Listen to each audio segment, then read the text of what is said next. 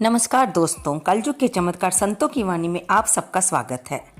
दोस्तों, आज हम सुनेंगे एक बड़ी ही शिक्षाप्रद कहानी, नाम है जिसका द सीक्रेट ऑफ कर्मा, यानी कर्म का रहस्य। एक राजा बड़ा धर्मात्मा, न्यायकारी और परमेश्वर का भगत था। उसने ठाकुर जी का मंदिर बनवाया और एक ब्राह्मण को उसका पुजारी नियुक्त किया। वह ब्राह्मण बड़ा सदाचारी, धर्मात्मा और संतोषी था। वह राजा से कभी कोई याचना नहीं करता था। राजा भी उसके स्वभाव पर बहुत प्रसन्न था। उसे राजा के मंदिर में पूजा करते हुए 20 वर्ष गुजर गए। उसने कभी भी राजा से कोई प्रश्न नहीं किया। राजा के यहाँ एक लड़का पैदा हुआ। राजा ने उसे पढ़ा लिखाकर विद्वान बनाया और बड़ी धूमधाम से एक सुंदर राजकन्या के साथ उसकी शादी करा दी। शादी करके जिस दिन राजकन्या अपने राजमहल में आई, उस रात्रि राजकुमारी को नींद न आई। वह इधर उधर घूमने लगी। जब अपने पति के पलंग के पास गई तो देखती है कि हीरे जवाहरात जड़ी मुट्ठे वाली तलवार पड़ी है। जब उस राजकन्या ने देखने के लिए वह तलवार म्यान में से निकाल ली, तब तीक्ष्ण धार वाली, उस बिजली के समान प्रकाश वाली उस तलवार को देखकर वह डर गई और डर के मारे उसके हाथ से तलवार गिर गई। विधि का विधान देखिए कि वह तलवार सीधी राजकुमार की गर्दन पर गिरी और राजकुमार का गला कट गया। कन्या बहुत दुखी हुई और कहने लगी, हे प्रभु, मुझसे अचानक ये कैसे पाप हो गया? पति की मृत्यु मेरे ही हाथों हो गई। आप तो सब जानते हैं कि ये मैंने जानबूझकर नहीं किया, लेकिन कोई भी मेरा विश्वास नहीं करेगा। इससे मेरे माता पिता, सास ससुर पर कलंक लगेगा। मैं सत्य नहीं कहूँगी। प्रातःकाल जब पुजारी कुएं पर स्नान करने आया तो राजकन्या ने उसको देखकर विलाप करना शुरू कर दिया और इस प्रकार कहने लगी कि मेरे पति को कोई मार गया। लोग इकट्ठे हो गए और राजा साहब आकर पूछने लगे, किसने मारा है? वह कहने लगी, मैं जानती तो नहीं कौन था, परंतु उसे ठाकुर जी के मंदिर में जाते देखा था। राजा समेत सभी लोग ठाकुर जी के मंदिर में आए और ब्राह्मण को पूजा करते देखा और उसे पकड़ लिया और पूछा कि तूने राजकुमार को क्यों मारा? ब्राह्मण ने कहा, मैंने राजकुमार को नहीं मारा, मैंने तो राजमहल भी नहीं देखा है, इसमें ईश्वर साक्षी हैं। बिना देखे किसी पर अपराध का दोष लगाना ठीक नहीं। ब्राह्मण की कोई भी बात नहीं सुन रहा था। कोई कुछ कहता, कोई कुछ। राजा के दिल में बार बार विचार आता था कि ब्राह्मण निर्दोष है। राजा ने ब्राह्मण से कहा, मैं तुम्हें प्राण दंड तो नहीं देता, लेकिन जिस हाथ से तुमने मेरे पुत्र को तलवार से मारा है, वह हाथ काटने का आदेश देता हूँ। ऐसा करके राजा ने उसका हाथ कटवा दिया। इस पर ब्राह्मण बड़ा दुखी हुआ और वह उस अधर्मी देश को छोड़कर विदेश चला गया। वह खोज करने लगा कि कोई विद्वान ज्योतिषी मिले जिससे वह इसका हाथ कटने का कारण पूछ सके। किसी ने उसे बताया कि काशी में एक विद्वान ज्योतिषी रहते हैं। वह उनके घर पहुंचा और उनकी धर्मपत्नी से पूछा, माता जी, आपके पति ज्योतिषी जी महाराज कहाँ गए हैं? तब उस स्त्री ने अपने मुख से बहुत ही अयोग्य, असहा दुर्वचन कहे, जिनको सुनकर ब्राह्मण बहुत हैरान हो गया और मन ही मन कहने लगा, मैं तो अपना हाथ कटने का कारण पूछने आया था, परंतु अब इनका ही हाल पहले पूछूंगा। इतने में ज्योतिषी आ गए। घर में प्रवेश करते ही ब्राह्मणी ने उन्हें अनेक दुर्वचन कहकर उनका तिरस्कार किया, लेकिन ज्योतिषी चुप रहे और अपनी स्त्री को कुछ नहीं कहा। फिर वे अपनी गद्दी पर बैठे और ब्राह्मण को देखकर बोले, कहिए ब्राह्मण देवता, कैसे आना हुआ?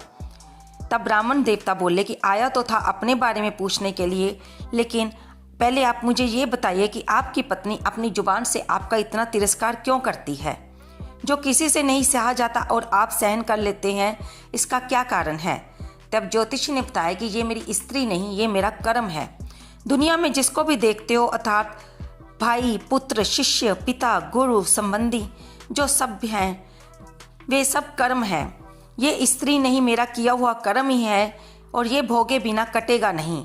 अपना किया हुआ जो भी कुछ शुभ अशुभ कर्म है, वह हमें अवश्य भोगना पड़ता है। बिना भोगे तो सैकड़ों करोड़ों कल्पों के गुजरने पर भी कर्म टल नहीं सकता। इसलिए मैं अपना कर्म खुशी से भोग रहा हूँ और अपनी स्त्री की ताड़ना भी नहीं करता, ताकि आगे फिर मुझे इसका भाग ना भोगना पड़े। तब ब्राह्मण देवता ने पूछा कि महाराज, आपने क्या कर्म किया था? तब उन्होंने बताया कि पूर्व जन्म में मैं कौवा था, मेरी स्त्री गधी थी, इसके पीठ पर फोड़ा था। फोड़े की पीड़ा से ये बड़ी दुखी होती थी और कमज़ोर भी हो गई थी। मेरा स्वभाव बड़ा दुष्ट था, इसलिए मैं इसके फोड़े में चोंच मारकर इसे ज़्यादा दुखी करता था। जब ये दर्द के कारण कूदती तो मैं इसकी हालत देखकर खुश होता था। मेरे डर के कारण ये सहसा बाहर नहीं निकलती थी, किंतु मैं इसको ढूंढता फिरता रहता था। ये जहाँ भी मिले मैं इसे दुखी करता था। बार बार मेरे सताने पर ये गांव से 10-12 मील दूर जंगल में चली गई और वहाँ गंगा जी के किनारे सघन वन में हरा हरा घास खाकर और मेरी चोटों से बचकर सुखपूर्वक रहने लगी। लेकिन मुझे इसके बिना चैन नहीं आता था। मैं इसको ढूंढते ढूंढते उसी वन में जा पहुंचा और वहाँ इसे देखते ही मैंने इसकी पीठ में बड़ी जोर से चोंच मारी। मेरी चोंच इसकी हड्डी में चुभ गई। इसने बहुत प्रयास किए, मेरी चोंच ना छूटी। फिर ये पानी के भय से ये दुष्ट मुझे छोड़ देगा ऐसा सोचकर गंगा जी में प्रवेश कर गई। गंगा जी पे भी मैं चोंच ना निकाल पाया। तब ये ज़्यादा प्रवाह में प्रवेश कर गई और हम दोनों बह गए और गंगा जी में ही मर गए। तब गंगा जी के प्रभाव से ये ब्राह्मणी बनी और मैं बड़ा भारी ज्योतिष बना। अब वही मेरी स्त्री हुई जो मेरे मरण पर्यंत अपने मुख से गाली निकालकर मुझे दुख देगी और मैं भी अपने पूर्व कर्मों का फल समझकर सहन करता रहूँगा। इसका दोष नहीं मानूंगा। ये मेरे ही किए हुए कर्मों का फल है, इसलिए मैं शांत रहता हूँ। अब आप अपना प्रश्न पूछो। ब्राह्मण ने अपना सब समाचार सुनाया और कहा कि मुझे ऐसा फल क्यों मिला कि कुछ ना करने पर भी मेरा हाथ उस अधर्मी पापी राजा ने कटवा दिया। तब ज्योतिषी ने कहा कि राजा ने आपका हाथ नहीं कटवाया, आपके कर्म ने आपका हाथ कटवाया है। तब ब्राह्मण के पूछने पर ज्योतिषी ने बताया, पूर्व जन्म में आप एक तपस्वी थे और राजकन्या गौ थी। राजकुमार कसाई था। वह कसाई जब गौ को मारने आया तब गौ बेचारी जान बचाकर आपके सामने से जंगल में भाग गई। पीछे से कसाई आया, उसने आपसे पूछा कि इधर कोई गाय तो नहीं गई है। आपने प्रण कर रखा था कि झूठ नहीं बोलूंगा, इसलिए जिस तरफ गौ गई थी आपने हाथ से इशारा कर दिया। उस कसाई ने जाके गौ को मार दिया।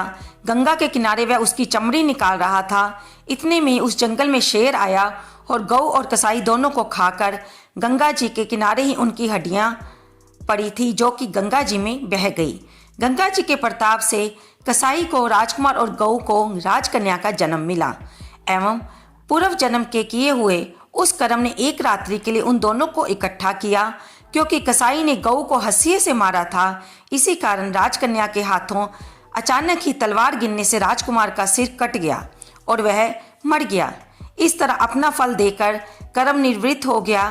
तुमने जो हाथ का इशारा किया था और वो कर्म किया था, उस पाप कर्म ने तुम्हारा हाथ कटवा दिया। इसमें तुम्हारा ही दोष है, किसी अन्य का नहीं। ऐसा निश्चय करके सुखपूर्वक रहो। तो देखा दोस्तों, ये कहानी हमें ये शिक्षा देती है कि हम जौन सा कर्म पिछले जन्मों में करके आए हैं, अच्छा या बुरा, हमें वो फल भोगना ही पड़ेगा। ये कर्म सिद्धांत को मान लें और जान लें तो पूर्वकृत घोर से घोर कर्म का फल भोगते हुए भी हम दुखी नहीं होंगे और अपने चित्त में समता बनाए रखने में सफल होंगे। भगवान श्री कृष्ण इसी अभ्यास को ही समत्व योग कहते हैं, जिसमें दृढ़ स्थिति प्राप्त होने पर मनुष्य कर्म बंधन से मुक्त हो जाता है। आपको ये कहानी कैसी लगी?